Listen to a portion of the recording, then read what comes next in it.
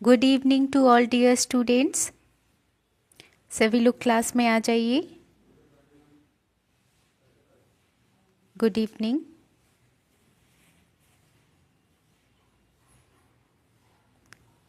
मेरी वॉइस अच्छे से जा रही है सभी तक? क्लियर है? और जो स्क्रीन पे लिखा है वो अच्छे से दिख रहा है? कमेंट करके बताइए, स्क्रीन अच्छे से दिख रहा है सभी को?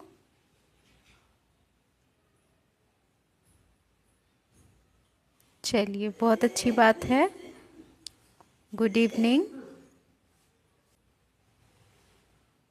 सभी लोग लाइव क्लास में आ जाइए, उसके बाद हम क्लास को स्टार्ट कर लेंगे। Very good evening.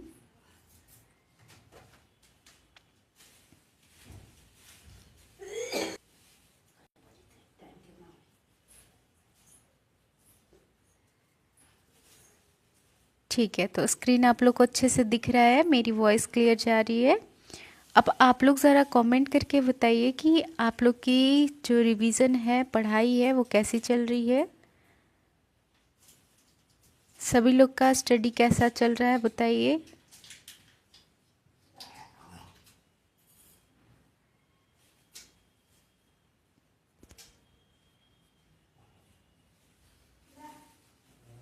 Good evening. ठीक है, बहुत अच्छी बात है। ऐसे ही मतलब सारे लोग पढ़िए, क्लास होने के बाद ज़रूर एक बार रिवीजन कीजिए, उससे आपको बहुत ज़्यादा बेनिफिट होगा। ठीक है, आपके एग्ज़ाम में चीज़ें आपको याद रहेंगी और आप सही आंसर करके आओगे। ठीक है, तो आज की क्लास में सभी अगर आ गए हैं तो स्टार्ट करूं? ठीक है, चलिए आज की क्लास को स्टार्ट करते हैं। और जैसा कि हम लोग पिछले क्लास में midwifery midwifery chapter 14 abortion chapter को स्टडी कर रहे थे, हमने इसके बहुत ही अलग अलग कॉजेज़ और इसके अलग अलग टाइप्स के बारे में डिटेल से स्टडी किया। सभी अलग अलग टाइप्स को किस तरह से मैनेज करना है, इसके बारे में भी हमने क्लास में देखा। आज की क्लास में हम एक इसी के टाइप को स्टडी करने जा रहे हैं, जो हमने पढ़ा था कि एक इसका टाइप होता है दूसरा इंड्यूस्ड। ठीक है, इसका दूसरा टाइप होता है इंड्यूस्ड। तो इंड्यूस्ड के भी फिर लीगल और इलीगल, लीगल टाइप होता है और एक इलीगल। इलीगल तो समझते हैं आप लोग, जो कि बिना किसी प्रोफेशनल और ट्रेंड और बिना किसी मतलब कानून को फॉलो करते हुए करना होता है। ये ऐसे ही बस मतलब कह सकते हैं कि जो कानून और लॉ के खिलाफ होता है, बिना किसी परमिशन के और एक पूरी तरह असेप्टिक टेक्निक को मेंटेन किए बिना होता है। ठीक है, तो ये इलीगल होता है, जिससे कि पेशेंट को कई तरह के इन्फेक्शन होने के पूरे चांसेस होते हैं। ठीक है, अब आज की क्लास में हम जो है लास्ट इस चैप्टर का लास्ट पॉइंट जो है, लास्ट टाइप जो है इलीगल इंड्यूस्ड के अंदर लीगल, इसके बारे में स्टडी करेंगे। तो चलिए आज की क्लास में हम लीगल एबॉर्शन के बारे में समझते हैं। सबसे पहले लीगल एबॉर्शन को हम चिकित्सीय गर्भावस्था समापन के नाम से भी जानते हैं। क्या है?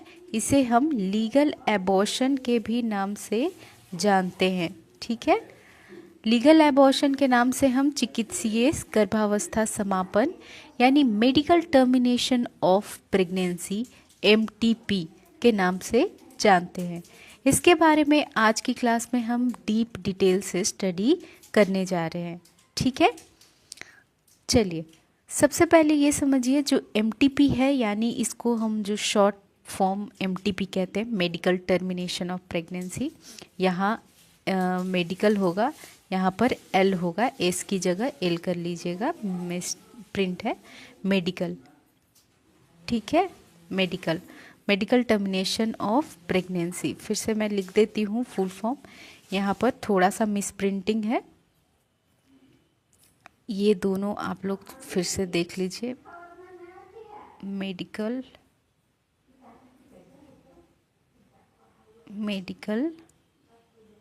Termination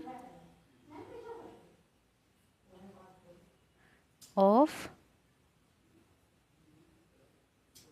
pregnancy, medical termination of pregnancy, ये इसकी फुल फॉर्म होती है एमटीपी का, एमटीपी, ठीक है, एमटीपी का फुल फॉर्म होता है। क्लियर है बात? अब हम इसके बारे में और डीप से डिटेल से स्टडी करेंगे। जैसा कि एमटीपी के बारे में क्या बताई कि ये एबॉर्शन को इंड्यूस करने वाला एक मेथड है जो कि लीगल है हमारे लॉ, और मतलब जो हमारा कॉन्स्टिट्यूशन, हमारा जो कानून है इसके अकॉर्डिंग इस तरह के एबॉर्शन करवाए जाते हैं, ठीक है, कानून के अकॉर्डिंग इस तरह के एबॉर्शन करवाए जाते हैं। ये एक बिल्कुल लॉ को फॉलो करते हुए की गई प्रक्रिया होती है एबॉर्शन का, ठीक है। अब समझना है इसमें कि इंडक्शन ऑफ एबॉर्शन क्या होता है। मतलब जो ये एमटीपी है, ये क्या है, एमटीपी क्या है, इसके बारे में यहाँ पर बताया है कि ये एक इंडक्शन ऑफ एबॉर्शन है, यानी एबॉर्शन को स्टार्ट करने वाला एक प्रोसीजर है, एबॉर्शन को करवाने वाला एक प्रोसीजर है, ठीक है। तो इसमें है कि जब गर्भावस्था की तरह 28 सप्ताह की अवधि पूर्व प्रेगनेंसी को जानबूझकर समाप्त करना इंडक्शन ऑफ एबॉर्शन कहलाता है, ठीक है। जब 28 सप्ताह के पहले, 28 वीक्स के पहले, 28 सप्ताह के पहले ही अगर प्रेगनेंसी को हम जानबूझकर, ठीक है, प्रेगनेंसी को अगर जानबूझकर समाप्त करते हैं तो इसे हम इंडक्शन ऑफ एबॉर्शन कहते हैं। ये आपको याद रहना चाहिए क्योंकि एग्ज़ाम में आपको इतना नियर ऑप्शन मिलेगा, जैसे कि 26 दे देगा, 26 सप्ताह के पहले, 28 सप्ताह के पहले, 20 सप्ताह के पहले, 21 सप्ताह के पहले। तो आप इस कंडीशन में आपको एग्जैक्ट पता होना चाहिए कि 28 सप्ताह के पहले अगर प्रेगनेंसी को जानबूझकर ख़त्म किया जाएगा, समाप्त किया जाएगा, तो उसको हम एमटीपी कहेंगे, उसको हम इंडक्शन ऑफ एबॉर्शन कहेंगे, ठीक है। क्लियर है यहाँ तक सभी को? अब दूसरा स्टेटमेंट समझिए, इंडक्शन ऑफ एबॉर्शन लीगल या इलीगल दोनों तरह का हो सकता है, ठीक है। जो एबॉर्शन होता है उसको इंड्यूस करने का, जो एबॉर्शन का हमने टाइप पढ़ा था ना, एबॉर्शन का हमने टाइप पढ़ा था स्पॉन्टेनियस एबॉर्शन और दूसरा इंड्यूस्ड एबॉर्शन। तो ये इंड्यूस्ड एबॉर्शन फिर लीगल और इलीगल टाइप आ जाता है। तो वही यहाँ पर बोल रहा है कि ये जो इंडक्शन ऑफ लेबर है, एबॉर्शन है, ये दो तरह से हो सकता है, लीगल भी, कानून के अनुसार भी, और बिना कानून के फॉलो किए भी किया जा सकता है, ठीक है। अब देखिए, इंडक्शन ऑफ एबॉर्शन का लीगल मेथड एमटीपी कहलाता है, ठीक है। लीगल मेथड को हम क्या कह देते हैं, एमटीपी। एमटीपी को यानी मेडिकल टर्मिनेशन ऑफ प्रेगनेंसी को मतलब एक एक्ट बनाकर, एक कानून बनाकर 1971 में मान्यता प्राप्त हुआ, ठीक है। 1971 में, याद रहेगा सभी को ये डेट, 1971 में मान्यता प्राप्त हुआ, और अप्रैल 1972, अप्रैल 1 साल के बाद 1972 में ये कानून लागू हो गया, ठीक है।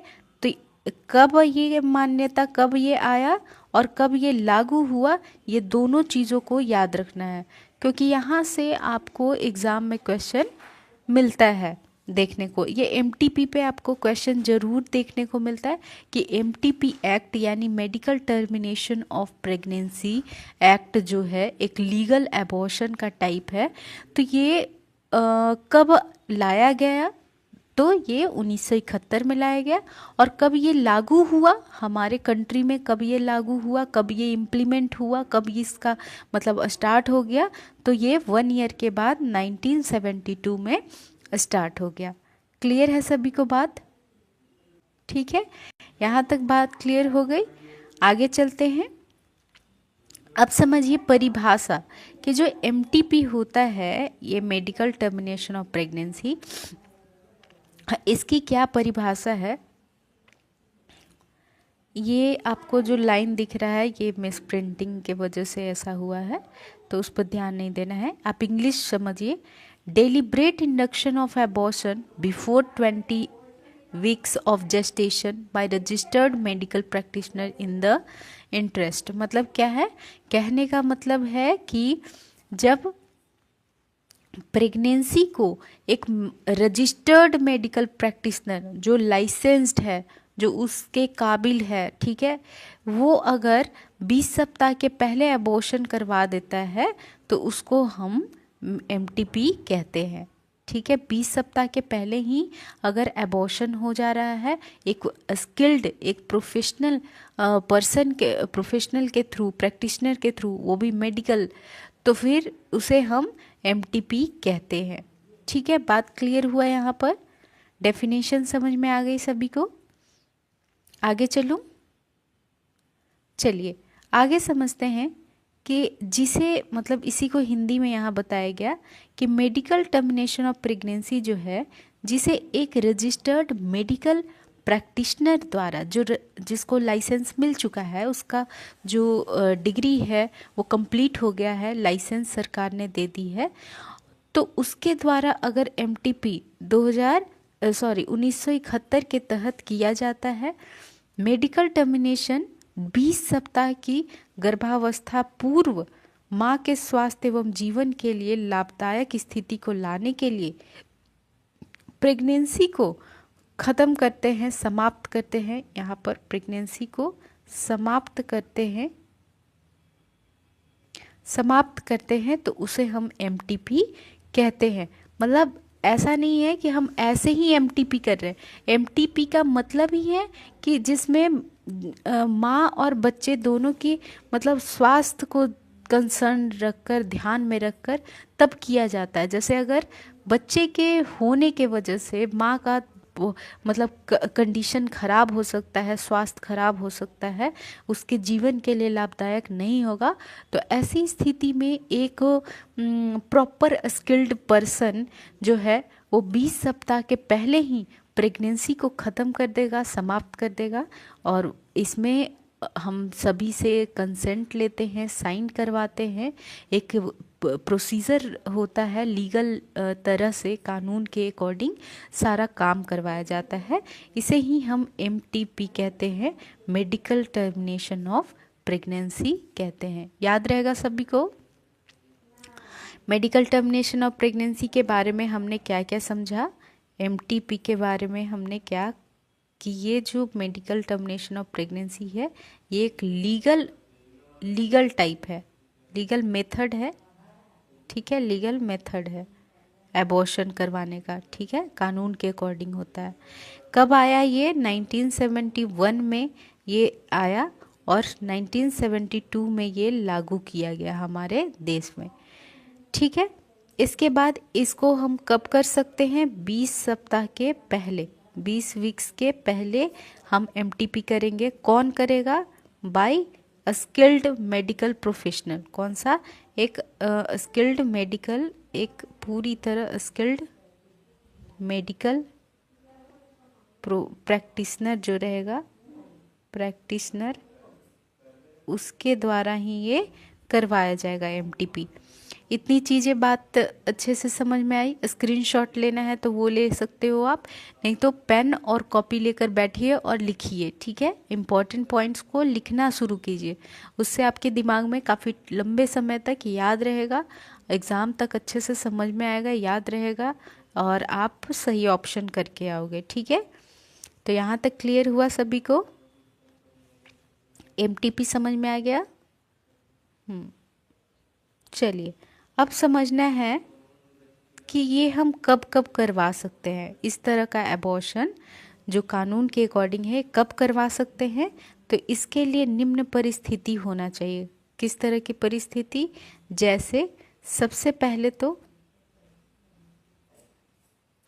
पहले तो यदि गर्भावस्था के जारी रहने पर माँ की स्वास्थ्य एवं जीवन के लिए खतरा उत्पन्न होने की संभावना हो। अगर प्रेगनेंसी है और उससे मदर के हेल्थ और उसके जीवन पे खतरा आ रहा है, तो ऐसी स्थिति में क्या करना है? एमटीपी कर देना है, मतलब प्रेगनेंसी को ख़त्म करके एबॉर्शन कर देना है। यदि शिशु की सीरियस एनोमलीज है, यानी उसके पूरे शरीर में अगर डिफॉर्मिटी है, बाय बर्थ विकार आ रहा है, तो ऐसी स्थिति में भी क्या करते हैं? मेडिकल टर्मिनेशन ऑफ प्रेगनेंसी कर देते हैं। जैसे कि एनेन्सेफेली, यानी कि बच्चे का जो ब्रेन है वो डेवलप ही नहीं हुआ, तो बिना दिमाग का, बिना ब्रेन का वो बच्चा बाद में 9 महीने के बाद भी सरवाइव नहीं कर सकता है, क्योंकि शरीर को कंट्रोल करने के लिए दिमाग होना चाहिए, ब्रेन होना चाहिए। अब ब्रेन ही जब नहीं डेवलप हुआ है, नहीं बना, नहीं विकसित हुआ, तो ऐसी स्थिति में हम इस तरह के प्रेगनेंसी को ख़त्म कर देते हैं, समाप्त कर देते हैं। क्लियर है बात? यदि प्रेगनेंसी, तीसरा कंडीशन हम कब कर सकते हैं? यदि प्रेगनेंसी रेप के कारण हुआ हो। रेप के कारण अगर कोई प्रेगनेंसी हो रहा है, तो इसको भी ज़रूरी नहीं है कि प्रेगनेंसी कंटिन्यू रखा जा सके। इस तरह के मतलब प्रेगनेंसी को हम समाप्त कर सकते हैं, क्योंकि ये रेप के कारण हुई है। कुछ और भी कारण, जैसे कि कॉन्ट्रासेप्टिक फेलियर। कॉन्ट्रासेप्टिक फेलियर का मतलब कि जब कपल्स जो होंगे वो कॉन्ट्रासेप्टिक यूज़ कर रहे होंगे और उसके बावजूद भी प्रेगनेंसी रह जाता है, तो ये कानून के अकॉर्डिंग इस तरह के प्रेगनेंसी को समाप्त किया जा सकता है, जिसको हम एमटीपी के अंदर एबॉर्शन करते हैं। ठीक है। अगर सीवियर मैटरनल डिजीज़ है, मदर को अगर किसी तरह का खतरनाक बीमारी है, जैसे कि हृदय की बीमारी, जैसे कैंसर, जैसे कि हाइपरटेंशन यानी कि बीपी बढ़ा हुआ हो, यानी कि और किडनी का डिजीज़ हो, या फिर उसके मतलब बहुत ज़्यादा वॉमिटिंग हो रहा है, हाइपरइमेसिस हो रहा है प्रेगनेंसी के दौरान, तो ऐसी स्थिति में इस तरह के प्रेगनेंसी को समाप्त किया जाता है। इसको हम एमटीपी करके, मेडिकल टर्मिनेशन ऑफ प्रेगनेंसी करके प्रेगनेंसी को ख़त्म कर देते हैं, जब मदर को कोई ना कोई बीमारी हो, वो भी बहुत ख़तरनाक, जैसे कि हार्ट का, हाइपरटेंशन यानी बीपी का, किडनी का, और बहुत ज़्यादा अगर वॉमिटिंग हो रहा है। ठीक है। तो ये जो कुछ ऐसे इंडिकेशन हैं, यानी ऐसे ये सब कारण हैं जिस कंडीशन, जिस परिस्थिति में MTP medical termination of pregnancy करवाया जाता है। ठीक है। कौन कौन सी हैं? दोबारा से देखिए, ध्यान से समझिए। यदि माँ का स्वास्थ्य और जीवन पे कोई खतरा होगा, ऐसी स्थिति में एबॉर्शन करवाया जाता है। अगर बच्चे को कोई सीरियस एनोमलीज है, यानी बच्चे का अगर सिर का विकास नहीं हुआ है, तो ऐसी स्थिति में एबॉर्शन करवाया जाता है। यदि प्रेगनेंसी रेप के वजह से हुआ हो या कॉन्ट्रासेप्टिक फेलियर के वजह से हुआ हो, मतलब कॉन्ट्रासेप्टिक कॉन्डम या फिर कोई मेडिसिन जो इंजेक्शन मालायन माला-डी वगैरह यूज़ हो रहा है, उसके बावजूद भी अगर कॉन्ट्रासेप्टिक क्या हो जा रहा है, मतलब उसके बावजूद भी अगर प्रेगनेंसी हो जा रहा है, तो हम एमटीपी के थ्रू ऐसे प्रेगनेंसी को ख़त्म कर सकते हैं।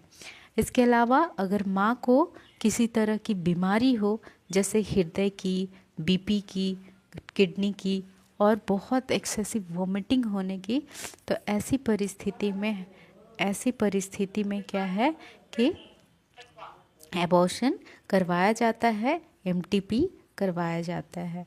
तो ये कुछ इंडिकेशंस हैं जो आपको पता होना चाहिए, क्योंकि आपके एग्ज़ाम में इन इंडिकेशंस कोई भी एक इंडिकेशन दे देगा कि क्या रेप के केस में एमटीपी करवाया जाता है, तो फिर आपका आंसर क्या होगा?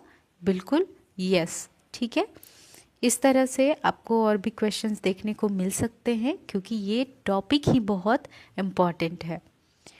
आज हम और चीज़ें के बारे में समझेंगे, जैसे कुछ स्पेशल पॉइंट समझेंगे एमटीपी के बारे में। एमटीपी निम्न व्यक्ति द्वारा की जानी चाहिए, मतलब एमटीपी कौन करवा सकता है उसके बारे में यहाँ पर दिया है। वैसा इंसान कर सकता है एमटीपी जो रजिस्टर्ड मेडिकल प्रैक्टिशनर हो, जिसको लाइसेंस मिल चुका हो, जिसको सरकार से अनुमति मिल गया हो, तो वैसा इंसान, वैसा प्रोफेशनल पर्सन एमटीपी करवा सकता है। कोई ऑथराइज्ड हो, जैसे किसी इस काम के लिए अगर कोई ऑथराइज्ड है, तो जैसे मेडिकल डॉक्टर्स जो हो गए वो ऑथराइज्ड होते हैं, वो करवा सकते हैं।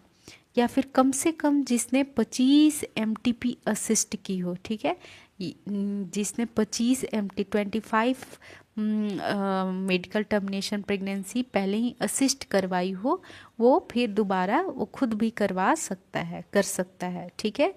इसके अलावा कुछ ऐसे ऑब्स्टेट्रिकल एंड गायनोकोलॉजिकल में जिसने डिप्लोमा या डिग्री ली है, तो ऐसे डॉक्टर्स जो गायनोकोलॉजिस्ट होते हैं, तो वो एबॉर्शन करवाते हैं, एमटीपी करते हैं, ठीक है। एमटीपी करने के लिए कौन कौन व्यक्ति कर सकता है, दोबारा से देखिए यहाँ पर रजिस्टर्ड मेडिकल प्रैक्टिशनर कर सकता है।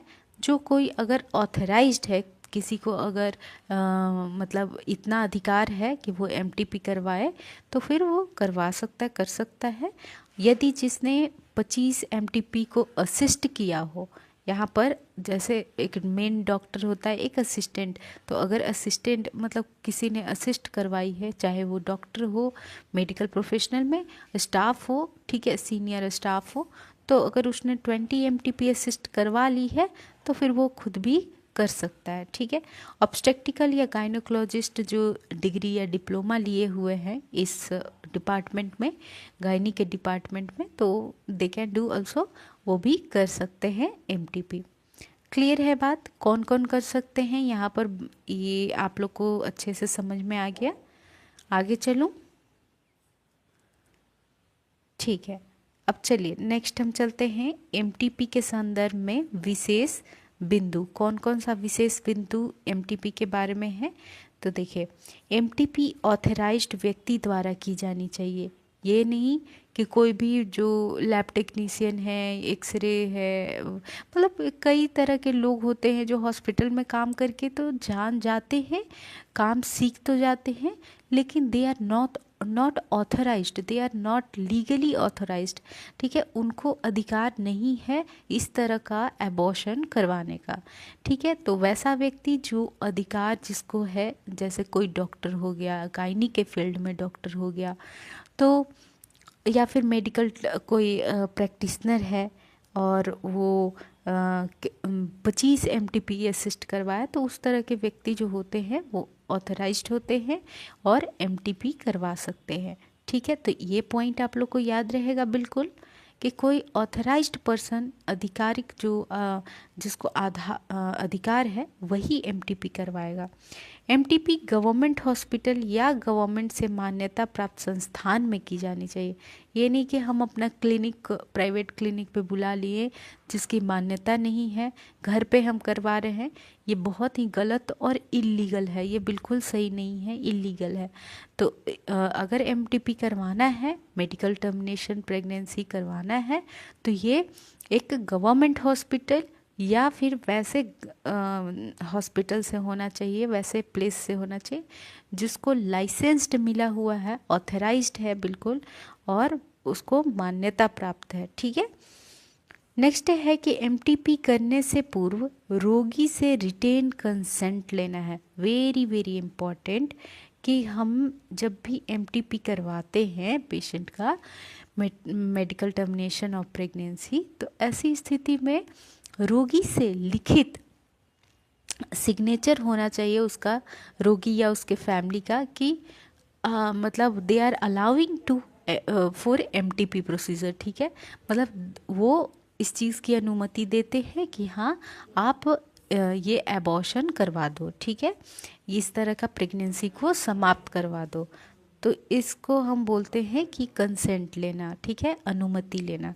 तो एक रिटेन कंसेंट लिया जाता है पेशेंट से भी, मतलब मदर से भी, उसके हस्बैंड और उसके फैमिली। अगर पेशेंट और हस्बैंड है तो they are enough for the consent, ठीक है, काफ़ी होते हैं हस्बैंड और पेशेंट।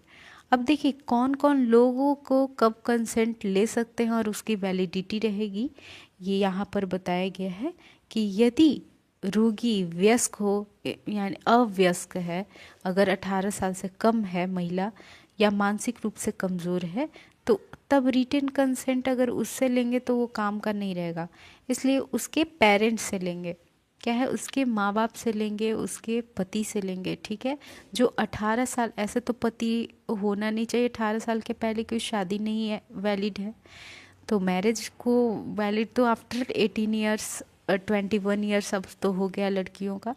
तो यहाँ पर यही समझना है कि रिटेन कंसेंट किससे लेना है, पेरेंट्स से लेना है, जब स्त्री अवयस्क हो, 18 साल से कम उम्र की हो, ठीक है, और वो भी पेरेंट्स कैसे होने चाहिए, लीगल गार्जियन होने चाहिए, माँ बाप होने चाहिए, ठीक है। एमटीपी 20 सप्ताह की गर्भावस्था तक ही की जाती है, ये नहीं कि मतलब 5 महीने के बाद भी एमटीपी 5 महीने के पहले यानी 20 सप्ताह के पहले ही करवाई जाती है, 20 वीक्स के पहले। ये हमने डेफिनेशन में देखा था कि 20 सप्ताह के पहले ही एमटीपी करवाई जाती है, एवं 12 वीक से अधिक अवधि की गर्भावस्था हो तब एमटीपी करने से पूर्व 2 चिकित्सकों की राय ली जाती है, ठीक है। 12 सप्ताह से अगर अधिक हो गया है प्रेगनेंसी और कुछ दिक्कत हो रहा है, मदर की स्थिति और हेल्थ स्वास्थ्य वगैरह सही नहीं रह रहा है, ऐसी स्थिति में 2 डॉक्टर से राय लेना है एमटीपी के लिए कि क्या हम एमटीपी करवाएं या नहीं करवाएं। अगर 2 डॉक्टर की सलाह होती है कि हाँ अगर इस तरह की परिस्थिति है तो यू कैन डू, आप करवा सकते हो, देन यू शुड डू, ठीक है, तब करवाना चाहिए।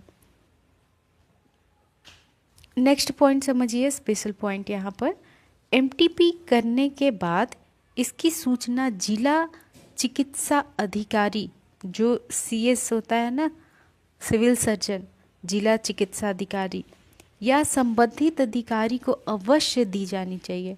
आपके हॉस्पिटल में, गवर्नमेंट हॉस्पिटल में या आपके ज़िला में कितना एमटीपी करवाया जा रहा है, कितना मेडिकल टर्मिनेशन ऑफ प्रेगनेंसी करवाया जा रहा है, इस चीज़ की जानकारी आपके जिला चिकित्सा अधिकारी को बिल्कुल होना चाहिए, या फिर कोई और मेडिकल फील्ड का अधिकारी है तो उनको भी ज़रूर बता सकते हैं, ठीक है।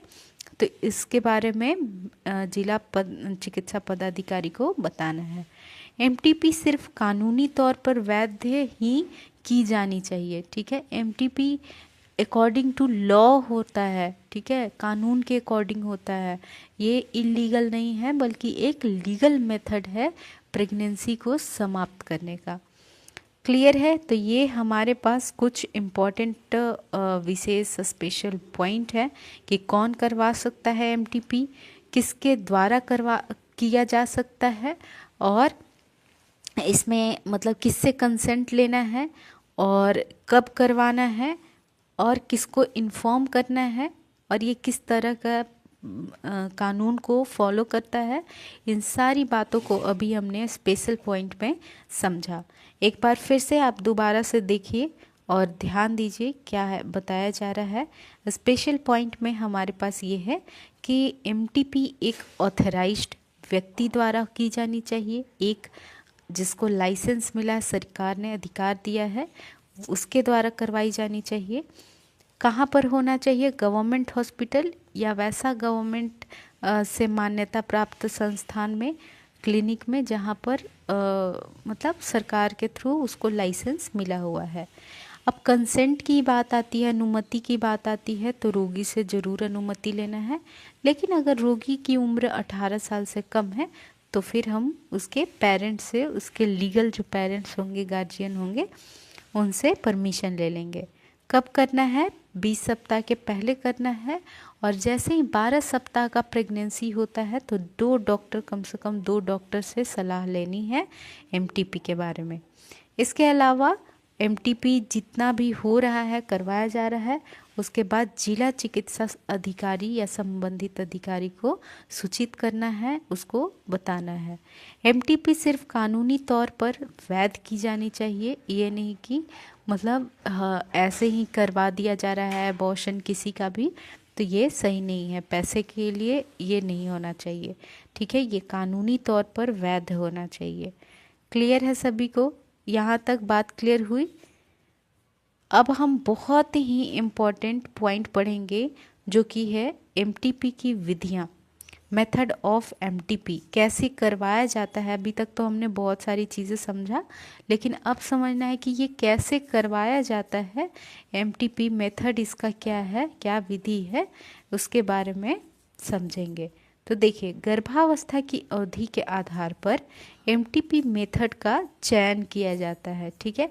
यानी ये जो हम मेथड अभी यूज़ करेंगे एबॉर्शन करवाने के लिए, ये किसके आधार पे होना चाहिए?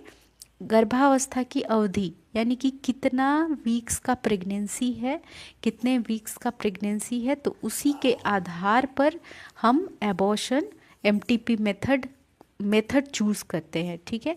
देखिए, MTP method induction of abortion की विधि के आधार पर मेडिकल या सर्जिकल हो सकता है। कितना मेथड होता है इसका? कितना मेथड होता है?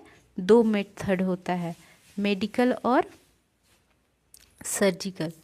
क्या होता है? मेडिकल और सर्जिकल, 2 तरह का मेथड होता है। अब समझिए कि medical termination of pregnancy MTP method का चयन गर्भावस्था अवधि के आधार पर निम्न प्रकार से किया जाता है। अब चलिए हम समझते हैं मेडिकल और सर्जिकल मेथड कौन कौन से हैं। सबसे पहले तो अगर फर्स्ट ट्राइमेस्टर में एबॉर्शन हो रहा है, पहला 3 महीना, कहने का मतलब 12 सप्ताह, तो 12 सप्ताह के अंदर अगर एबॉर्शन हो रहा है तो यहाँ पर हम मेडिकल टर्मिनेशन ऑफ मतलब मेडिकली मेथड का यूज़ करते हैं, मतलब दवाइयों का यूज़ करके और एबॉर्शन करवाते हैं, ठीक है। अब यहाँ पर देखिए कौन कौन सी दवाइयों का यूज़ किया जाता है, जैसे कि मीसोप्रोस्टोल, मेथोट्रेक्सेट और मीफेप्रिस्टोन। क्या क्या है? मीसोप्रोस्टोल, मेथोट्रेक्सेट और मीफेप्रिस्टोन। इस तरह के जो दवाइयाँ हैं, ड्रग्स हैं, ये एबॉर्शन करवाने के लिए यूज़ किया जाता है, जो 12 सप्ताह के पहले ही अगर ख़त्म करना है प्रेगनेंसी को तो, ठीक है। मीसोप्रोस्टोल में मेथोट्रेक्सेट और मीफेप्रिस्टोन, क्लियर है। इसके अलावा टैमोक्सिफेन जो होता है, ये मेडिसिन भी यूज़ किया जाता है। इनका उपयोग मुख्यतः 1 सप्ताह तक की गर्भावस्था के समापन के लिए किया जाता है। अगर 1 सप्ताह का गर्भावस्था है तब हम इन दवाइयों का यूज़ करते हैं, अब हम समझेंगे सर्जिकल मेथड। देखिए, सर्जिकल मेथड जो होता है ना, इसमें रोगी की जेस्टेशनल स्टेज एंड ड्यूरेशन की जांच की जाती है। सबसे पहले हमें ये पता करना है कि प्रेगनेंसी कितने वीक्स का है, ठीक है, कितने अवधि का है, इसको हम पता करेंगे। उसके बाद सर्जिकल इंडक्शन में निम्न विधियां हम यूज़ कर सकते हैं। अब सर्जिकली कौन कौन सी विधि यूज़ करते हैं एबॉर्शन के लिए? पहला होता है मैनुअल वैक्यूम एस्पिरेशन। फर्स्ट कौन सा है? Manual vacuum aspiration. दूसरा है सक्शन इवैक्यूएशन। तीसरा है D&E, ठीक है। कौन सा है? D&E। तो सबसे पहले मैनुअल वैक्यूम एस्पिरेशन कैसे किया जाता है ये समझिए कि सिरिंज मतलब जो सिरिंज होता है, एक flexible cannula minimum cervical dilation के साथ कंसेप्शन प्रोडक्ट का सक्शन किया जाता है। इसमें D&E एवं सक्शन इवैक्यूएशन की तुलना में इंजरी होने की संभावना कम होती है। अब समझिए, मैनुअल वैकम एस्पिरेशन एक ऐसा सर्जिकल मेथड जिसके थ्रू एबॉर्शन करवाया जा रहा है। इसमें होता ये है कि इसमें एक हम कैनुला का यूज़ करते हैं जो वैकम मशीन से मतलब कनेक्ट कर दिया जाता है, और इस ट्यूब को, इस कैनुला को, एक जो फ्लेक्सिबल होता है, बिल्कुल मुड़ने वाला होता है, सॉफ्ट होता है, इसको हम गर्भाशय के अंदर के दीवार में डालते हैं वजाइना के थ्रू, और फिर वहाँ से जो भी प्रोडक्ट है उसको बाहर निकालते हैं। ठीक है, इसको हम क्या कहते हैं, मैनुअल वैकम एस्पिरेशन। यानी मैनुअल मतलब अपने हाथों से, वैकम का मतलब कि एक वैकम प्रेशर क्रिएट करके, और एस्पिरेशन यानी कि जिसको हम खींच सके, बाहर निकाल सके, इवाकुएट कर सके। तो उस तरह का एक सर्जिकल मेथड यूज़ किया जा रहा है यहाँ पर एबॉर्शन को ख़त्म करने के लिए। ठीक है, क्लियर है सभी को, मतलब एबॉर्शन को करने के लिए। तो क्लियर है बात। यहाँ फ्लेक्सिबल कैनुला का हम यूज़ करते हैं। ये मेथड सबसे सेफ़ होता है क्योंकि इसमें जो बाकी मेथड है सर्जिकल मेथड, उनके कंपेयर में इंजरी के चांसेस कम होते हैं। ठीक है, ऐसे मेथड में इंजरी के चांसेस कम होते हैं बाकी मेथड के कंपेयर में। अब हम दूसरा मेथड समझेंगे, सक्शन इवाकुएशन।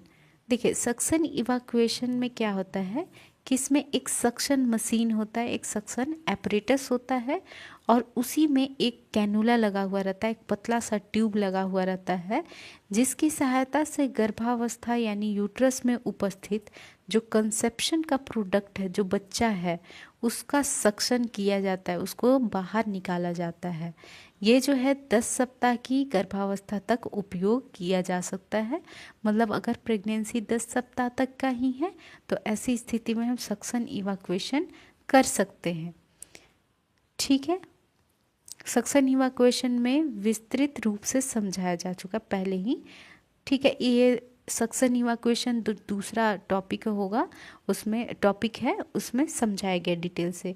यहाँ पर इतना समझना है कि ये 10 सप्ताह के पहले की जाने वाली प्रोसीजर है, जिसमें एक सक्शन मशीन होता है, इससे लगा होता है एक कैनुला, जो कि गर्भाशय के अंदर जो भी प्रोडक्ट है, जो बच्चा है, हाथ पैर जो छोटा सा बना है, वो कंसेप्शन का प्रोडक्ट अभी तो नहीं बना होगा हाथ पैर 10 सप्ताह में, तो फिर भी जो भी 10 सप्ताह तक बच्चे का एक शरीर की संरचना बनी है, उसको हम बाहर निकालते हैं सक्शन इवाकुएशन के थ्रू।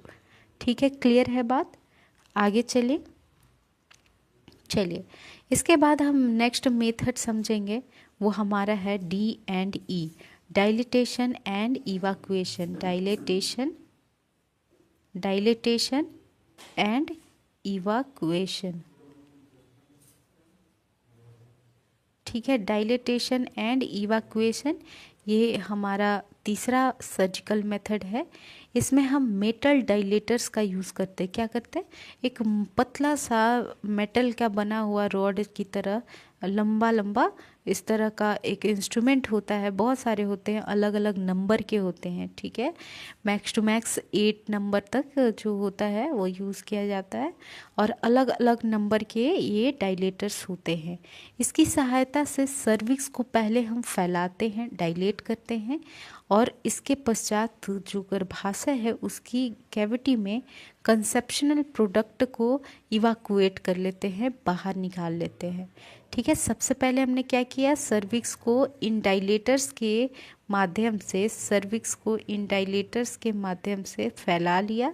फैल गया जब सर्विक्स, तो फिर हमने जो अंदर गर्भाशय के अंदर बेबी था, जो फीटस था, उसको हमने फिर बाहर निकाल लिया। क्लियर है। इसे हम क्या कहते हैं, D&E। इसे हम क्या कहते हैं, D&E, डायलिटेशन एंड इवाकुएशन। तो ये हमारा तीसरा सर्जिकल मेथड है, जो कि हम 10 मतलब पहले ही करते हैं फर्स्ट ट्राइमेस्टर के अंदर, 12 वीक्स के अंदर। ठीक है, क्लियर है बात। 3 कौन कौन सा हमने सर्जिकल मेथड देखा, 3 सर्जिकल मेथड हमने देखा यहाँ पर। पहला मैनुअल वैक्यूम एस्पिरेशन, दूसरा सक्शन इवाकुएशन, और तीसरा डायलिटेशन एंड इवाकुएशन। ठीक है, मैनुअल वैक्यूम एस्पिरेशन, इसके बारे में आपने समझा। इसमें एक फ्लेक्सिबल कैनुला याद रखिए जो सर्विक्स को पहले फैला देगा, उसके बाद जो भी प्रोडक्ट है गर्भाशय के अंदर बच्चे का शरीर है उसको बाहर सक्शन किया जाता है, बाहर निकाला जाता है। ये इसमें इंजरी के चांसेस कम रहते हैं, इसलिए ये सेफ होता है। ठीक है, दूसरा हमने मेथड पढ़ा सक्शन इवाक्यूएशन का, कि एक सक्शन मशीन होता है जिससे कि एक कैनुला को हम अटैच करके और गर्भाशय में जो भी प्रोडक्ट है बच्चा है उसको बाहर निकाल लिया जाता है। ये 10 सप्ताह पर किया जाता है। कब किया जाता है? 10 सप्ताह की अवधि जो होती है प्रेगनेंसी की, इस पर इस टाइम में सक्शन इवाक्यूएशन करके प्रेगनेंसी को ख़त्म किया जाता है। नेक्स्ट हमने पढ़ा डी एंड ई यानी डायलिटेशन एंड इवाक्यूएशन। इसमें हम मेटल्स के यानी मेटल्स के लंबे लंबे डायलेटर्स का यूज़ करते हैं जो सर्विक्स को पहले फैला देगा, उसके बाद जो भी गर्भाशय के अंदर कंसेप्शनल प्रोडक्ट होंगे, जो बच्चे का शरीर होगा, उसको हम इवाक्यूएट कर लेते हैं, बाहर निकाल लेते हैं। इसे हम कहते हैं डी एंड ई। ये अभी तक हमने 3 ऐसे सर्जिकल मेथड पढ़े जो पहला ट्राइमेस्टर है 12 सप्ताह, उसमें हम ये यूज़ कर सकते हैं। क्लियर है बात? ये मेथड समझ में आ गया।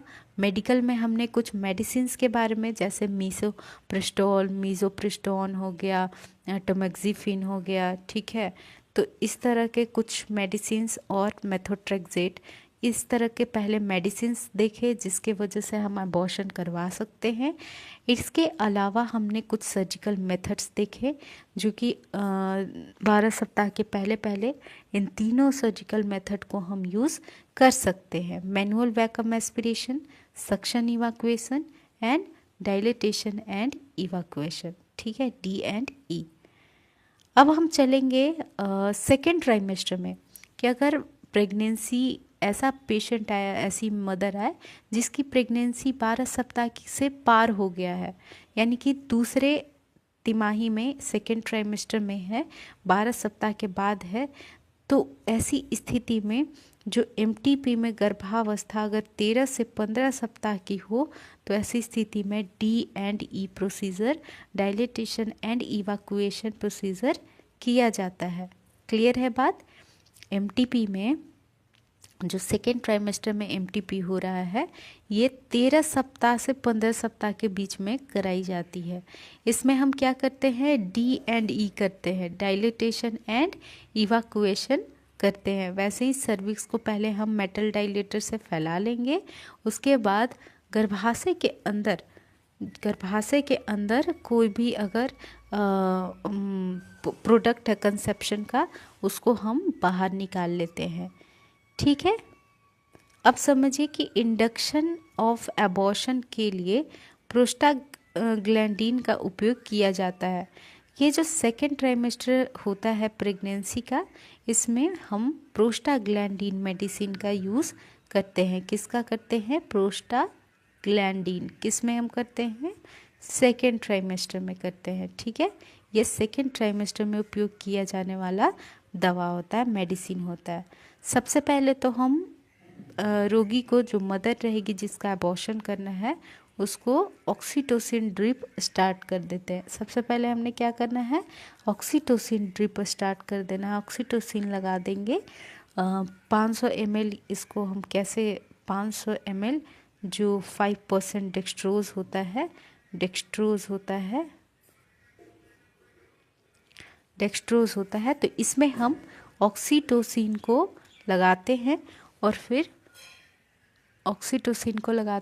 फिर क्या होता है कि इससे जो गर्भाशय है उसकी दीवारों पे संकुचन होने स्टार्ट होता है और जो भी प्रोडक्ट है अंदर से वो सब बाहर निकल जाता है। क्लियर है बात? जो भी प्रोडक्ट है वो सब बाहर निकल जाता है, तो इसके लिए हम ऑक्सीटोसिन स्टार्ट करते हैं और इसको हम 500 ml 5% डेक्सट्रोज में मिलाकर स्टार्ट करते हैं। ठीक है, अब समझिए इंडक्शन ऑफ एबॉर्शन फेग हाइपरटोनिक सॉल्यूशन इंट्रायूटेराइन इंस्टिलेशन, जो हाइपरटोनिक सॉल्यूशन के रूप में इथोक्रिस्टीन लैक्सेट के 0.1% विलियम का उपयोग किया जाता है। देखिए यहाँ पर इंडक्शन ऑफ एबॉर्शन में क्या बताया कि जैसे एबॉर्शन को स्टार्ट करने के लिए सेकेंड ट्राइमेस्टर में हाइपरटोनिक सॉल्यूशन का यूज़ किया जा रहा है, जिसको हम क्या करेंगे, गर्भाशय के अंदर हम क्या करेंगे, इंस्टिलेशन करेंगे, यानी कि हम गर्भाशय में हाइपरटोनिक सॉल्यूशन को डाल देंगे। इसके बाद ये जो है जो इथोक्रिस्टीन लैक्टेट है, इसके 0.1% विलियम का इसमें हम उपयोग करवाएंगे। ठीक है, इसमें कितना, 0.1% विलियम यानी कि सॉल्यूशन। ठीक है, तो यहाँ पर हम इथोक्रिस्टीन लैक्सेट का उपयोग करते हैं। इसमें हम 0.1% विलियन का सॉल्यूशन का यूज़ किया जाता है, जो गर्भाशय के अंदर हम सॉल्यूशन को, हाइपरटोनिक सॉल्यूशन जो होता है तो उसको हम इंस्टॉल करते हैं, उसको हम डाल देते हैं। ठीक है, इसमें यहाँ पर दिया हुआ है हाइपरटोनिक सॉल्यूशन में हाइपरटोनिक यूरिया 40% और सलाइन 20% इसका उपयोग किया जाता है। इसमें हम किसका उपयोग करते हैं, समझिए, हाइपरटोनिक यूरिया, जो हाइपरटोनिक यूरिया होता है ना, यूरिया, उसका यूज़ किया जाता है और सलाइन का यूज़ किया जाता है। ठीक है, हाइपरटोनिक यूरिया और सलाइन का यूज़ किया जाता है। तो इससे क्या होता है कि जो गर्भाशय के अंदर ये सलाइन का यूज़ करने से, अंदर डालने से, ये फ्लूइड से प्रेशर बनता है दीवार पे, और जो भी कंसेप्शन का प्रोडक्ट ऑफ कंसेप्शन है, जो मतलब बच्चा है, उसके शरीर पे और प्लेसेंटा पे प्रेशर होता है, बढ़ता है, और बच्चा फिर बाहर निकलने लगता है। ठीक है, तो इस तरह से हाइपरटोनिक सॉल्यूशन का उपयोग करके भी और एबॉर्शन कराया जाता है। ठीक है, अब देखिए यहाँ पर दिया हुआ है कि विशेष परिस्थितियों में हिस्टेरेक्टमी की जाती है। हिस्टेरेक्टमी कब हम करते हैं, विशेष परिस्थिति में, जब बहुत ज़्यादा ऐसी ज़रूरत हो कि मतलब अब गर्भाशय को हटा देना चाहिए, तभी हम रिमूव करते हैं पूरी तरह गर्भाशय को। तब जब कि कोई विशेष परिस्थिति हो, किसी तरह का, मदर को अगर कैंसर हो रहा है या मतलब मदर के जान को खतरा है, स्वास्थ्य को खतरा है, तब उस स्थिति में, या इन्फेक्शन है, तो उस स्थिति में गर्भाशय को पूरी तरह से शरीर से हटा दिया जाता है सर्जरी करके, जिसको हम हिस्टेरेक्टमी कहते हैं। क्या कहते हैं, हिस्टेरेक्टमी कहते हैं। क्लियर है बात, यहाँ तक क्लियर हुआ सभी को? ठीक है, अब चलिए हम कुछ कॉम्प्लिकेशन के बारे में समझेंगे। यहाँ पर हमने कुछ कॉम्प्लिकेशन समझना है कि अगर हम एमटीपी करवाते हैं तो इसके कारण क्या क्या प्रॉब्लम, क्या क्या जटिलता हो सकता है, वो समझिए।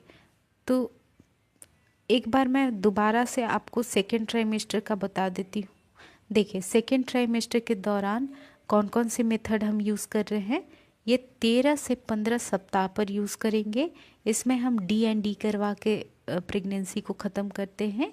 इसके अलावा इसमें हम प्रोस्टाग्लैंडिन दवाइयों का यूज़ करते हैं, ऑक्सीटोसिन ड्रिप स्टार्ट करते हैं, हाइपरटोनिक सॉल्यूशन को गर्भाशय में डालते हैं। इसके अंदर हम इथोक्रिस्टीन लैक्टेट के 0.1% सॉल्यूशन का यूज़ करते हैं। इसके अलावा हाइपरटोनिक यूरिया 40% और सलाइन 20% का यूज़ करते हैं। क्लियर है बात? इस तरह से सेकेंड ट्राइमेस्टर में या 13 से 15 सप्ताह के अंदर एबॉर्शन को करवाया जाता है। क्लियर है बात? अगर विशेष ऐसी स्थिति होती है तब हिस्टेरेक्टमी यानी गर्भाशय को ही रिमूव कर दिया जाता है, शरीर से हटा दिया जाता है। अब हम जटिलता पे चलते हैं चलिए समझते हैं कि एमटीपी पे क्या क्या जटिलता देखने को मिल सकता है। जब भी इस तरह का प्रोसीजर होता है जिसमें एबॉर्शन करवाया जाता है, तो इसके कारण सर्विक्स और वेजाइना उसमें ट्रॉमा हो सकता है। ठीक है, गर्भाशय में जो वेजाइना है और जो सर्विक्स है, इसमें इंजरी हो सकता है, ट्रॉमा हो सकता है। इसके अलावा जो गर्भाशय है वो एटॉनिक रह सकता है।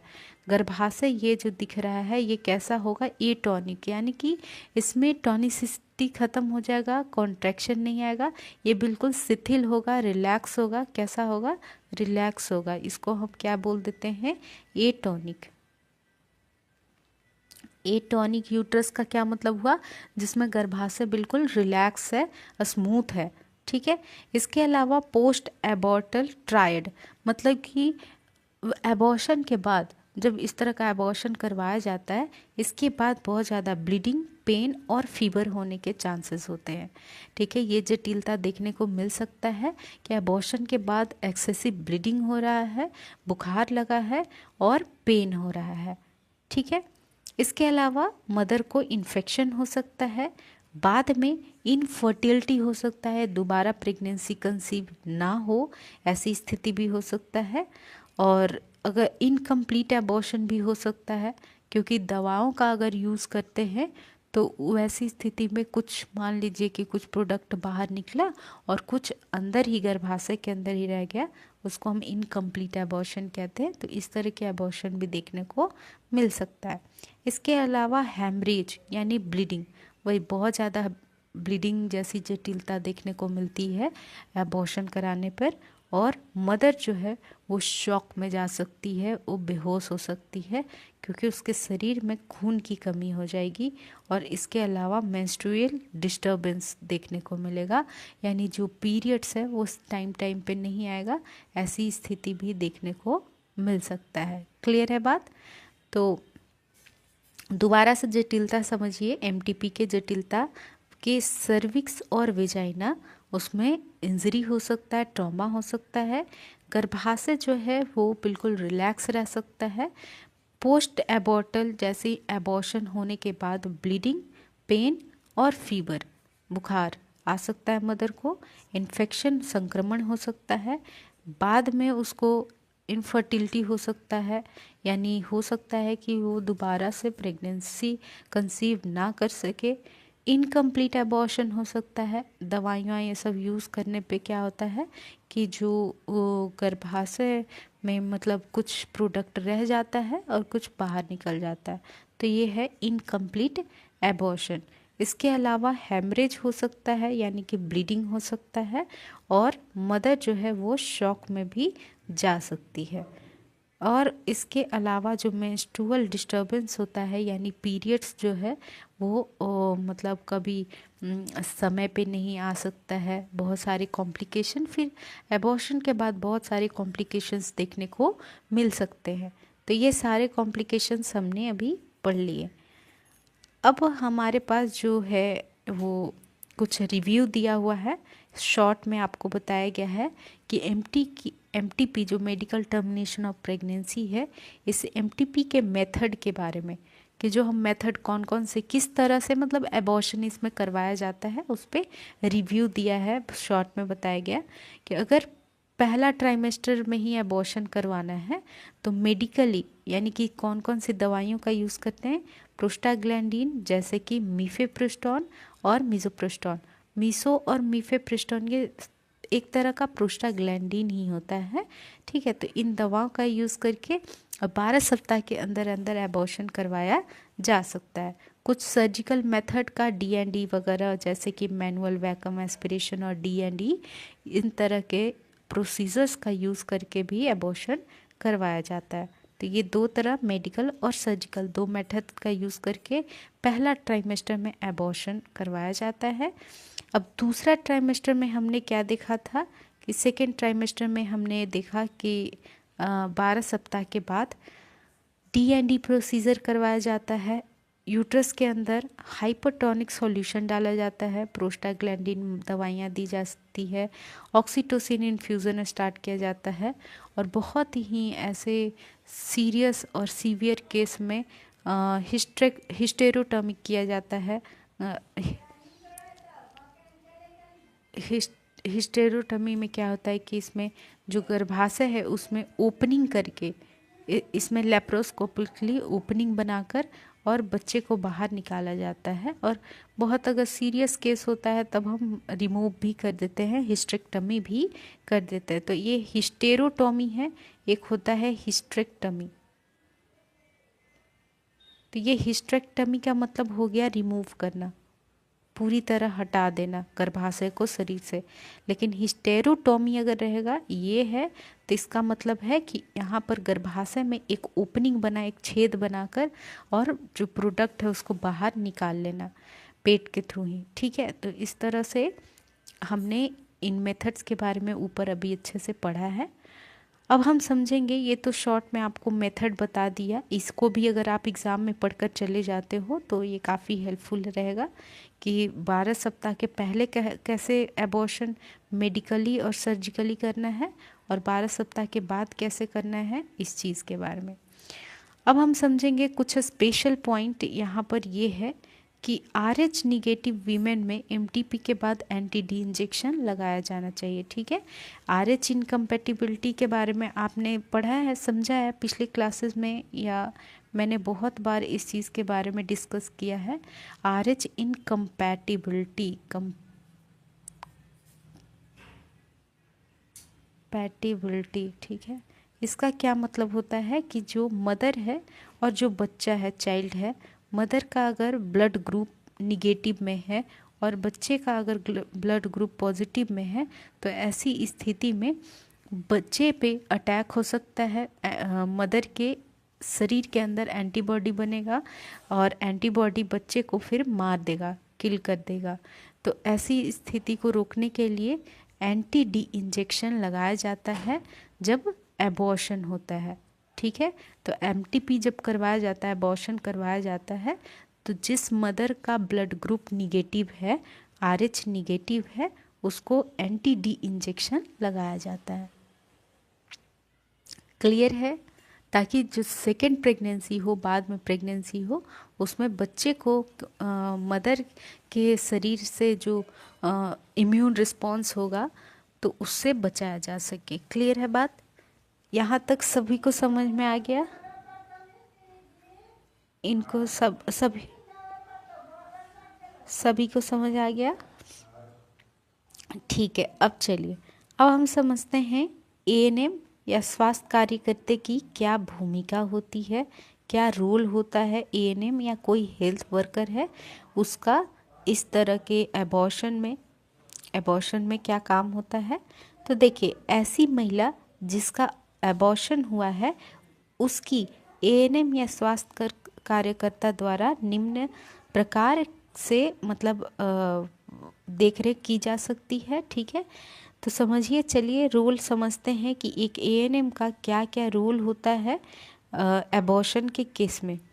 तो अगर महिला जिसका एबॉर्शन हुआ है और उसको दर्द होता है अगर, तो रोगी को उचित स्थिति प्रदान करेंगे, एक पर्याप्त आराम प्रदान करना है, उसको दर्द कम करने के लिए कुछ पत्रिकाएं या टीबी जैसी डाइवर्शनल थेरेपी का यूज़ करेंगे, महिला को शांत वातावरण प्रदान करेंगे, उसकी घबराहट को कम करने के लिए उसको हम सांत्वना देंगे। ठीक है, तो इन सारी चीज़ों का उपयोग करके महिला के दर्द को कम किया जा सकता है। इस तरह के काम ANM या जो स्वास्थ्य कार्यकर्ता है उसके थ्रू किया जाना चाहिए। ठीक है, जिस महिला का एबॉर्शन हुआ है उसको अगर दर्द है तो उसको हम एक पहले तो पोजीशन सही दे देंगे। पोजीशन देने के बाद एक आरामदायक, मतलब आराम ज़्यादा से ज़्यादा उसको रेस्ट करवाना है। कोई पत्रिका या टीवी देखने दे देंगे, इससे वो उसका माइंड पूरी तरह डाइवर्ट हो जाएगा और फिर क्या होगा कि उसको पेन कम अनुभव होगा। शांत वातावरण देंगे, अगर उसे घबराहट होगा तो उसे हम सांत्वना देकर शांत करेंगे। ठीक है, तो इस तरह से एक महिला स्वास्थ्य कार्यकर्ता ANM मदद करती हैं जिनको भी अगर मदर या किसी फीमेल को एबॉर्शन हुआ है और पेन है। नेक्स्ट आता है दूसरा कंडीशन। दूसरा कंडीशन ये है कि उचित पोषण देना। उचित पोषण देना यानी कि मदर को एबॉर्शन के बाद शरीर में खून की कमी हो जाती है, वीकनेस हो जाता है। ऐसी स्थिति में एएनएम जो है उसे ऊर्जा आवश्यकता वाले पोषक तत्व उचित मात्रा में देगी। उसे रात को रेशेदार भोजन देना है और खाने के लिए हल्का और सुपाच्य भोजन देना है जो आसानी से डाइजेस्ट हो सके। क्लियर है कैसा भोजन देना है? पोषक तत्व वाले भोजन देना है, रेशेदार भोजन देना है। कुछ रेशेदार सब्जियां, फल ये सब का उपयोग किया जा सकता है और सुपाच्य भोजन देना है जो आसानी से पच सके। इसके अलावा अगर मदर के शरीर में निर्जलीकरण हो यानी कि पानी की फ्लूइड की कमी हो तो उसको दूर करने के लिए एएनएम महिला को पर्याप्त मात्रा में उसके नस में आईवी फ्लूइड लगा देगी, जैसे आरएल या फिर एनएस नॉर्मल सलाइन। निर्जलीकरण की रोकथाम करेंगे यानी कि और ज़्यादा फ्लूइड को लॉस होने से रोकना है और रोगी के इनटेक आउटपुट चार्ट को मेंटेन रखना है। ठीक है, एएनएम क्या करेगी? रोगी के इनटेक आउटपुट चार्ट यानी कि कितना रोगी ने पानी शरीर में उसके गया है, आरएल फ्लूइड, एनएस या ओरली कितना उसने लिया फ्लूइड और कितना यूरिन के थ्रू उसका बाहर निकला, इस अमाउंट को चार्ट में मेंटेन करके रखना एएनएम का काम होता है। रोगी को फलों का जूस देना चाहिए। इससे क्या होगा? उसके शरीर में ताकत मिलेगा, खून की कमी को हम कम कर सकते हैं। नेक्स्ट आता है संक्रमण से बचाना। एक नर्स का क्या काम होता है कि जिस महिला को एबॉर्शन हुआ है उसको हम संक्रमण से बचा सके, तो रोगी को संक्रमण से रोकथाम करने के लिए हम एंटीबायोटिक्स देंगे, दवाइयाँ देंगे एंटीबायोटिक्स। रोगी द्वारा उपयोग किए जाने वाले जितने भी उपकरण रहेंगे उसको विसंक्रमित करेंगे पहले। ठीक है, वो प्रॉपर डिसइंफेक्टेंट होने चाहिए, विसंक्रमित होने चाहिए, साफ सफाई से होने चाहिए। उसे अन्य रोगियों से दूर रखेंगे। जिस महिला को एबॉर्शन हुआ है तो उसको और संक्रमण होने के चांसेस संभावना बढ़ जाता है, तो उसको ऐसी स्थिति में रोगी को दूसरे रोगियों से दूर रखना है। संक्रमित व्यक्ति को रोगी से दूर रखना है। रोगी के जैविक चिन्ह मॉनिटर करके रिकॉर्ड करना, जैसे कि तापमान, नाड़ी, मतलब वाइटल्स वगैरह उसका प्रॉपर मॉनिटर करके रखना है। बीपी हो गया, पल्स हो गया, रेस्पिरेशन, ऑक्सीजन सैचुरेशन वगैरह, ये सब चीज़ों को रिकॉर्ड करके रखना है। योनि मार्ग से रक्तस्राव को नोट करना है। नोट यहाँ पर लिखिए कि नोट करना है। ठीक है, जो भी योनि से स्राव निकल रहा है, जिस मदर का एबॉर्शन हुआ है, तो उसको प्रॉपर हम नोट करेंगे। एक एएनएम नोट करेगी कि कितना अमाउंट में ब्लीडिंग हो रहा है। योनि मार्ग से रक्तस्राव की अधिक होने पर तुरंत डॉक्टर से संपर्क करना है। क्या करना है? तुरंत ही डॉक्टर से संपर्क करना है अगर योनि मार्ग से रक्तस्राव अधिक होगा। अगर जितना होना चाहिए उतना अगर हो रहा है तब तो ठीक है, कोई बात नहीं, उसको नोट करेंगे। लेकिन अगर ज़्यादा ब्लीडिंग हो रहा है, बहुत ज़्यादा ब्लीडिंग हो रहा है, तो तुरंत ही हमें डॉक्टर से संपर्क करना चाहिए, क्योंकि ऐसी स्थिति में स्त्री की मृत्यु भी हो सकती है। स्त्री को छुट्टी के बाद नियमित अंतराल से नियमित जांच हेतु प्रोत्साहित करना चाहिए कि जब आपको हॉस्पिटल से छुट्टी मिल जाता है, डिस्चार्ज मिल जाता है, तो आप फिर दोबारा हॉस्पिटल आकर नियमित जांच करवाएं और अपने स्वास्थ्य को प्रॉपर केयर कर सकते हैं। ठीक है, तो इस तरह से एएनएम नर्स जो है संक्रमण से बचाने के लिए रोगी को कई कार्य करेगी। सबसे पहले तो एंटीबायोटिक्स वगैरह देगी। ठीक है, इसमें एंटीबायोटिक दे देंगे हम रोगी को। उपकरण जो भी रोगी यूज़ करेगा उसको हम पहले डिसइंफेक्टेंट सफाई कर लेंगे, फिर ही उसको यूज़ करने देंगे। अन्य रोगियों से दूर रखना है, संक्रमित व्यक्ति से दूर रखना है। उसके जैविक चिन्हों को मॉनिटर करना है, जैसे कि टेम्परेचर, पल्स, रेस्पिरेशन और ब्लड प्रेशर। योनि मार्ग से रक्तस्राव कितना आ रहा है, तो ठीक है, तो उसके योनि मार्ग से अगर रक्तस्राव आ रहा है तो उस चीज़ को नोट करना है। अगर ज़्यादा हो रहा है तो डॉक्टर को बताना है, और डिस्चार्ज करते टाइम, छुट्टी देते टाइम रोगी को नियमित अंतराल पर अपना जांच करने के लिए प्रोत्साहित करना है। ये सारे काम एक एएनएम महिला स्वास्थ्य कार्यकर्ता के थ्रू होना चाहिए। इसके अलावा अगर रोगी की स्वच्छता पे बात करें तो उसकी स्वच्छता के लिए, हाइजीन मेंटेन करने के लिए, सफाई रखने के लिए रोगी के जो पेरिनियल एरिया रहेगा उसकी स्वच्छता रखना है, सफाई करना है। या यदि संभव हो तो स्नान हेतु कहना चाहिए रोगी को। एबॉर्शन के बाद स्वच्छता बहुत ज़्यादा इम्पॉर्टेंट है। महिला को कपड़े साफ और स्वच्छ पहनाना है, ठीक है। इसके अलावा रोगी को शिक्षा देना है, एबॉर्शन के बारे में बताना है, ठीक है। रोगी को भारी वस्तुओं को उठाने से रोकना है, समय पर दवा लेने के लिए कहना है, स्वच्छता का ध्यान रखने के लिए कहना है, और गर्भपात के बाद संभोग नहीं करने के लिए कहना है।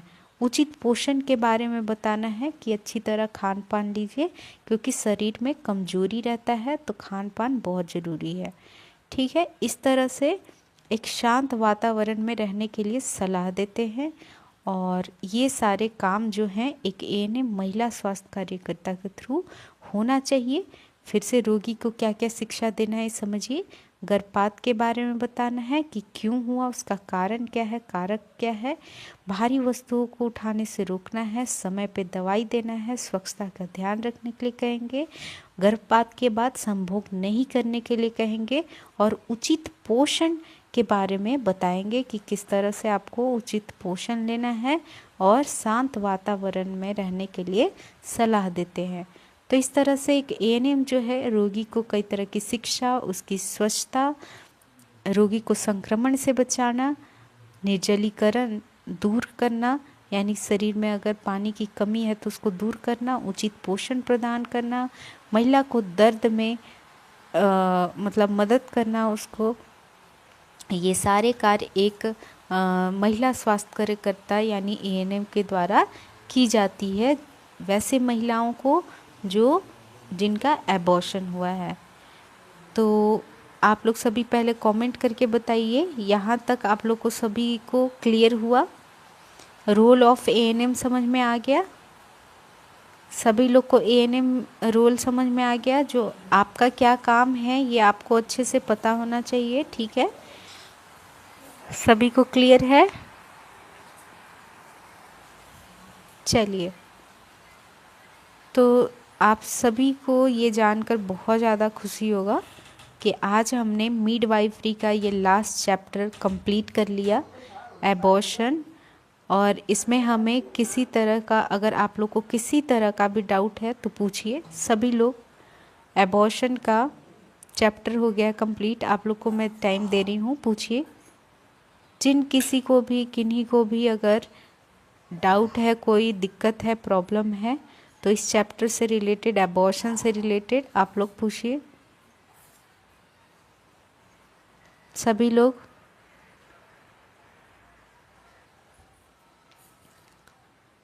और आप लोग क्लास करने के बाद इस चैप्टर को पूरी तरह अच्छे से एक बार पीडीएफ को पढ़िए, समझिए।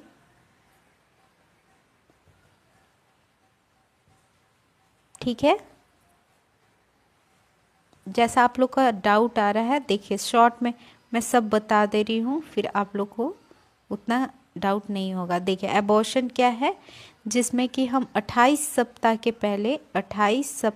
पहले अगर गर्भाशय से जो भी कंसेप्शन है वो बाहर निकल जाता है तो उसको हम एबॉर्शन कहते हैं। प्रेगनेंसी इसमें समाप्त हो जाता है।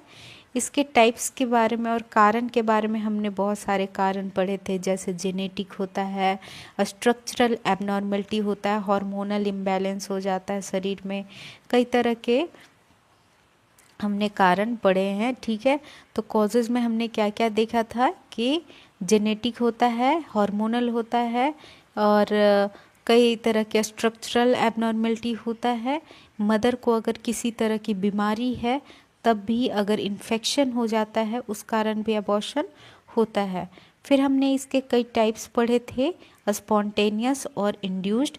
स्पॉन्टेनियस और इंड्यूस्ड के अंदर स्पॉन्टेनियस में हमने सबसे पहले threatened, inevitable, complete, incomplete, septic, recurrent, missed, इन सारे टाइप्स को अच्छे से पढ़ा था। इन टाइप्स का क्या कारण होता है, क्या लक्षण होता है और किस तरह से इसको मैनेज किया जाता है, मैनेजमेंट क्या होता है, इसके बारे में डिटेल से पढ़ा। इसके बाद हमने इंड्यूस्ड में 2 टाइप पढ़े, लीगल और इल्लीगल। लीगल और इल्लीगल में हमने इल्लीगल के बारे में इतना समझा कि ये गैर कानूनी तरह से एबॉर्शन को कराए जाने वाला एक मेथड है जो हमारे कानून के खिलाफ है और ये नहीं होना चाहिए। इसके अलावा लीगल के बारे में इसी का दूसरा नाम एमटीपी, आज की क्लास में हमने इसे कंप्लीट किया, जिसमें हमने एमटीपी की कौन कर सकता है, कब कब करवा सकता है एक पेशेंट, कई तरह के स्पेशल पॉइंट्स के बारे में पढ़े, इसमें कौन लोग कंसेंट दे सकता है, प्रैक्टिशनर की क्या डिग्री और क्या एक्सपीरियंस होना चाहिए, कहाँ पर करवाया जा सकता है, किस तरह के संस्थान में, और इसके कई मेथड्स के बारे में, मेडिकल यानी दवाइयों के थ्रू और सर्जिकल यानी सर्जरी, D&D हो गया, मैनुअल वैक्यूम एस्पिरेशन हो गया, इन सारे मेथड्स के बारे में हमने समझा। इसके अलावा हमने आज की क्लास में रोल ऑफ नर्स यानी एक नर्स की क्या भूमिका, ANM की क्या भूमिका होती है, वैसे महिलाओं के लिए जिनका एबॉर्शन हुआ है तो उनके दर्द में कैसे ANM जो है भूमिका निभाती है, उनके शरीर में अगर निर्जलीकरण हुआ है, फ्लूइड की कमी हुई है तो उसको कैसे ठीक करती है, बैलेंस करती है, उसकी स्वच्छता हो गया, संक्रमण से बचाना हो गया, और कई तरह के वैसी महिलाओं के लिए ANM का क्या कार्य है, इस पे हमने आज की क्लास में डिस्कस किया। ठीक है, रोल ऑफ ANM के बारे में हमने आज की क्लास में डिस्कस किया। तो इसी के साथ जो हमारा चैप्टर है ये कंप्लीट होता है और आई होप आप लोग सभी को अच्छे से क्लियर हो गया है, किन्हीं को भी कोई डाउट नहीं है। और अगर कोई भी डाउट हो आप पूछ सकते हो, अभी भी पूछ सकते हो और दूसरे क्लास में भी पूछ सकते हो। बाकी मैं पूरे टॉपिक्स को अच्छे से समराइज़ की हूँ और डिटेल से समझाई हूँ, रिवीजन की हूँ। ठीक है, तो क्लास के बाद आप लोग ज़रूर से एक बार रिवीजन कर लें सारे लोग, आप लोग को अच्छे से क्लियर हो जाएगा। ठीक है, तो अब हम लोग मिलेंगे नेक्स्ट क्लास में। आज की क्लास में बस इतना ही। Thank you for this class. आप लोग अच्छे से स्टडी करो।